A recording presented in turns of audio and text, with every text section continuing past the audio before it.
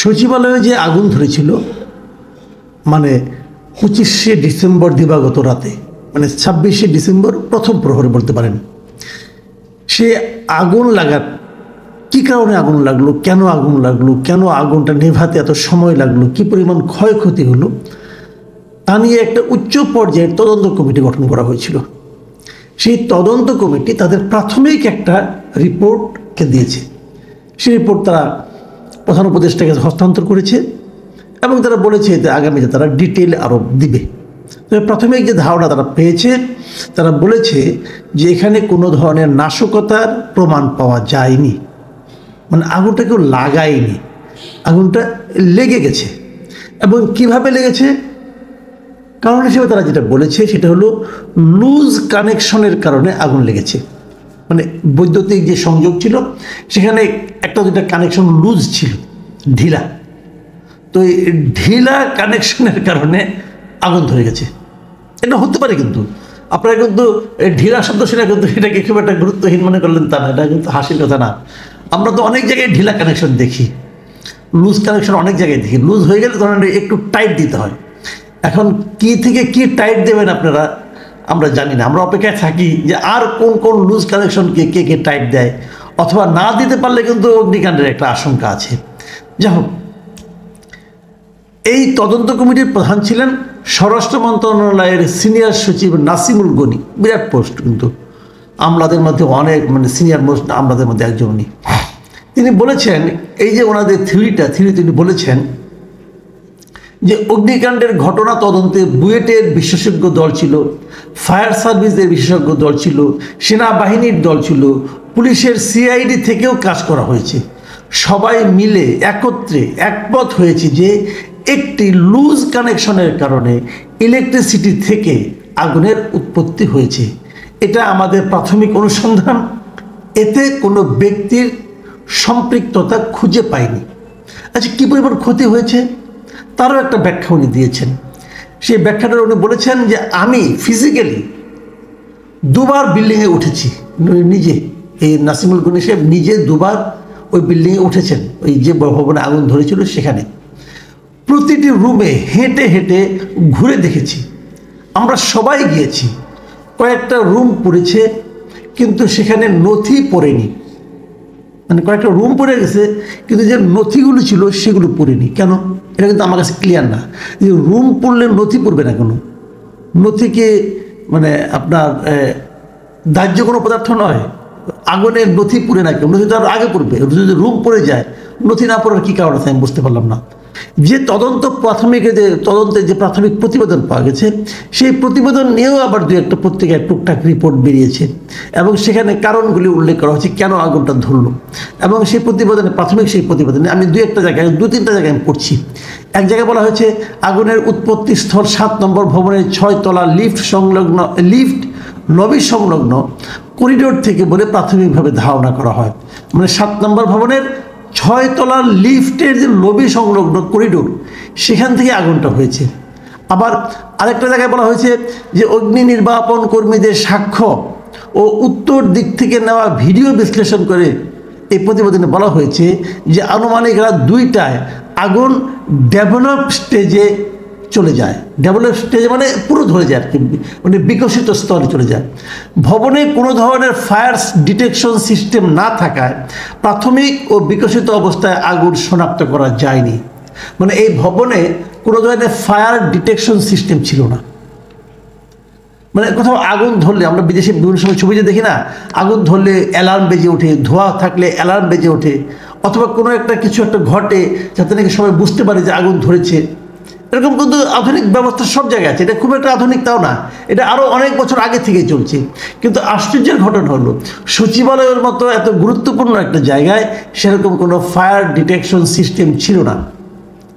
তাহলে এটা কিসের আধুনিক ভবন ছিল রে ভাই? অথবা এটা কে করেছে? এই ফায়ার ডিটেকশন সিস্টেম ছাড়া এই ভবন চালু হলো কি করে? মানে সচিবালয়ে যারা কাজ করেন, যারা কাজ করান, তারা কি জিনিসগুলি জানতেন না? মানে কত অযোগ্য লোক দিয়ে কাজগুলি করানো হয়েছে। এত বড় একটা বিল্ডিং বানানো হয়েছে, তারা কি বিল্ডিংয়ের ফায়ার সেফটির ব্যাপারে কিছুই বুঝতো না? এই অথর্ব মূর্খ লোকগুলি কারা? আমি তো মনে করি প্রথম কাজ হলো এই ভবন বানানোর সঙ্গে যারা জড়িত ছিল সবগুলিকে ধরে আনেন, সবগুলিকে ধরে আনেন, এনে তারপরে বিচার করেন যে তোরা এটা কী বিল্ডিং বানাইছস, যে বিল্ডিংয়ে কোনো ফায়ার ডিটেকশন সিস্টেম থাকে না। আচ্ছা ঠিক আছে, বুয়েটের কিছু অবজারভেশন আছে। বুয়েটের অবজারভেশনগুলি এমন বলা হয়েছে, আমি আপনাকে দু একটা দিন পড়ে শোনাই, যে বলা হয়েছে ভবনের লিফট ও সিঁড়ির অপরিকল্পিত নকশার কারণে চিমনি এফেক্ট সৃষ্টি হয়, যাতে আগুনের শিখা দ্রুত ঊর্ধ্বগামী প্রপাগেশন করে 6 তলা থেকে 7, 8 ও 9 তলায় ছড়িয়ে যায়, যা ভিডিও ফুটেজের মাধ্যমে নিশ্চিত করা যায়। তার মানে কি হলো যে এই ভবনের লিফট এবং সিঁড়িটা ছিল অপরিকল্পিত নকশা। তো এত বড় একটা ভবনের লিফট এবং সিঁড়ি অপরিকল্পিত নকশার মাধ্যমে কিভাবে সম্ভব বানালো? কে বানালো এটা? যারা বানালো তাদেরকে আপনারা কেন বিচারের আওতায় আনবেন না? জাতীয় সম্পদের তো অপচয় হয়েছে। এই সম্পদটা দেশের সম্পদ, জনগণের সম্পদ। এই নকশাটা কে করলো? কোন প্রতিষ্ঠান করলো? কত টাকার বিনিময় করলো? এখানে কি লুটপাট হয়েছে? তাহলে কত হয়েছে? কারা করেছে কাজগুলো? এই প্রত্যেকটা লোককে আইডেন্টিফাই করে তাদের বিরুদ্ধে ব্যবস্থা নেওয়া জরুরি বলে আমি মনে করি। আরও চলবে তদন্ত, আরও কয়েকদিন আমরা দেখব তদন্ত কি হয়।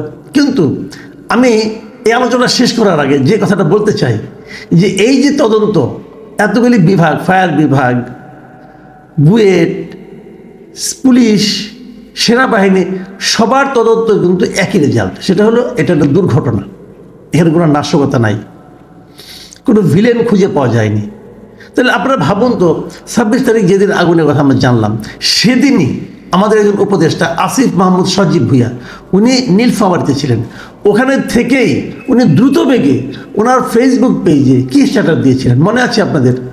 সেখানে কী বলেছিলেন উনি যে কাজটা বলেছিলেন, দুটো কথা বলেছিলেন উনি। এক নম্বর কথা হলো যে তাদের এই স্থানীয় সরকার মন্ত্রণালয়ে লুটপাটের এবং দুর্নীতির বিরুদ্ধে কাজ চলছিল, কয়েক হাজার কোটি টাকা লুটপাটের প্রমাণ পাওয়া গেছে এবং যা নিয়ে তদন্ত চলছিল, উনি এটা বলেছেন। তার মানে কি, ওই তদন্তের কাগজগুলি পুড়ে ফেলেছে যাতে নাকি তদন্তটা চলতে না পারে, এরকম একটা কথা কিন্তু উনি বলেছেন। আবার উনি আরও বলেছেন যে আমাদের ব্যর্থ করার এই ষড়যন্ত্রে যে বা যারাই জড়িত থাকবে তাদের বিন্দু পরিমাণ ছাড় দেওয়া হবে না।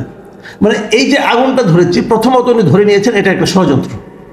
এবং কী ষড়যন্ত্র? যে উনাদেরকে ব্যর্থ প্রমাণ করার ষড়যন্ত্র।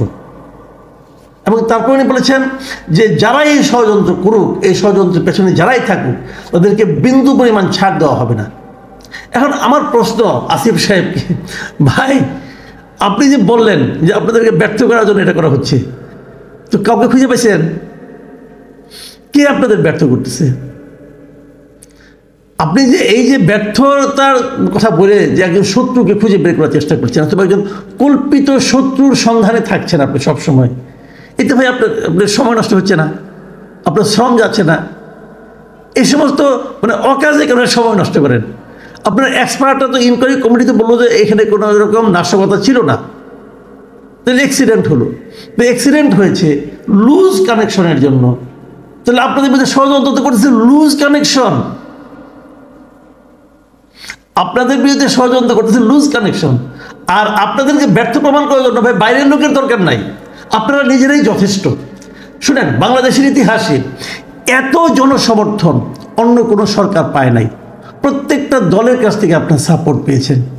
তারপরেও যদি আপনাদের কাজের ব্যর্থতার জন্য আপনারা একটা পরিকল্পনা, একটা অলিক ষড়যন্ত্র তত্ত্ব নিয়ে ঘোরাফেরা করেন, যার অস্তিত্ব নেই সেরকম একটা শত্রুর খোঁজে সময় ক্ষেপণ করেন, তাহলে আপনাদের ব্যর্থতার পরিমাণ আরও বাড়বে ভাই। কাজ করেন, কাজ করলে ব্যর্থতা থাকে না। আর যদি এখানে সারাক্ষণ ভিলেন খুঁজে বেড়ান, যে ভূতের সন্ধানে, আপনাদের কাঁধে তো অলরেডি অনেকগুলি ভূত সওয়ার হয়েছে, তাদের সন্ধানে থাকলে তো হবে না রে ভাই। দেখেন খালি আসিফ মাহমুদ সজীব ভুঁইয়াই না, ওই সময় আরও অনেকেই কিন্তু বলেছে, যেমন সার্জিস আলম আরেকজন ছাত্রনেতা, তিনিও বলেছেন যে সচিবালয়ের আগুনের ঘটনা একটা ষড়যন্ত্র, পরিষ্কার কথা। এবং উনি আবার একটা এগিয়ে গেছেন, বলছেন আগুন শুধুমাত্র আমাদের 2 সহযোদ্ধা আসিফ মাহমুদ ও নাহিদ ইসলামের রুমে লাগানো হয়েছে, সেখানে কুকুরের মরদেহ প্রমাণ করে এটি ষড়যন্ত্র। উনিও ষড়যন্ত্র খুব সুন্দর ডিটেকটিভ উপন্যাস পড়ে একটা দাঁড় করাই দিলেন। আচ্ছা, পলিটিক্যাল লিডারদের অবস্থা দেখেন, বিএনপি নেতা রিজভী আহমেদ, রিজভী সাহেবের ষড়যন্ত্র পাইছেন। রিজভী আহমেদ বলছেন সচিবালয়ে আগুন গভীর ষড়যন্ত্রের অংশ, নিঃসন্দেহে একটা চক্রান্তের অংশ। তারপরে উনি দায়ী করছেন আওয়ামী লীগকে। ভালো। জাতীয় নাগরিক কমিটি তারাও বিবৃতি দিয়ে বলেছে এটা একটা ষড়যন্ত্র। তারা বলেছে যে সচিবালয়ের আগুনের ঘটনা পরিকল্পিত ষড়যন্ত্র। তো এখন এই যে ষড়যন্ত্র তত্ত্ব, কারোর উপর দায় চাপানোর চেষ্টা, এবং দায়টা তো মোটামুটি আওয়ামী লীগের উপরে চাপানো হয়েছে যতটুকু আকার ইঙ্গিত তারা বলেছেন। এটা তো ভাই পুরনো একটা প্র্যাকটিস। এই প্র্যাকটিসে আপনারা কেন এখনো থাকছেন?